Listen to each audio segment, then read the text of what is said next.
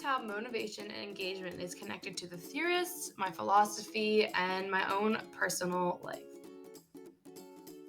So, growing up, I was very fortunate to have so many great teachers and awesome classroom experiences. I always loved going to school. It was something that I looked forward to every single day, unlike some students that don't really look forward to it.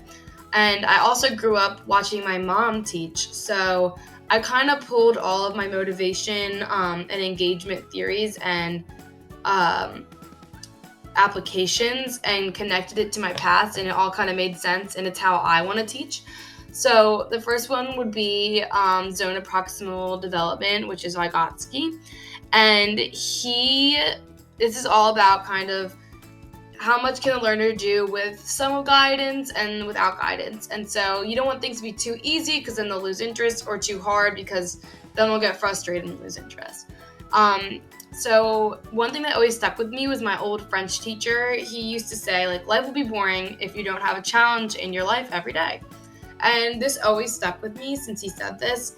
And it doesn't matter where you are or what you're doing, you should always have something that you're pushing yourself in like a little bit more. Like even now, I am trying to reteach myself sign language because I used to know when I was little, and I spend an extra 20 minutes out of my day on an app practicing because I wanted to challenge myself and push myself. And it's something I can't really do on my own, but I need a little bit of help with. So I wanted to implement this into my classroom. I want to make sure that my kids are held to a high expectation, and no matter what learning level they're at, and that they're pushed a little bit. Like the best way to grow as a person is to be pushed. It may be uncomfortable at some times, but as long as someone's there that is going to hold your hand for the hardest parts, like that's the best way of learning from what I can gather. Another thing would be the Gardner's 8 intelligences.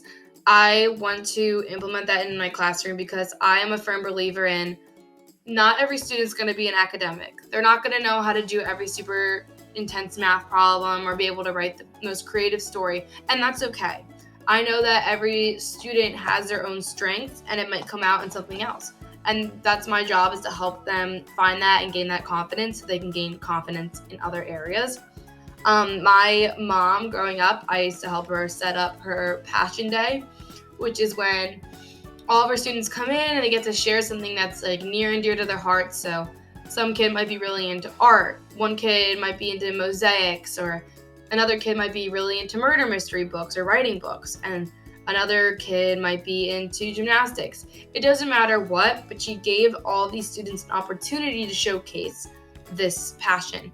And she also purposely has many little like centers, I guess, around her classroom for those students to explore those passions. So there was like an engineering center with Legos, and there's an art center so you can do art, and a music center. There's a science center. I was always a science kid. I loved hanging around the science center, books, and exploring the different types of things such as like animal bones, or I'm trying to think of other things like shells.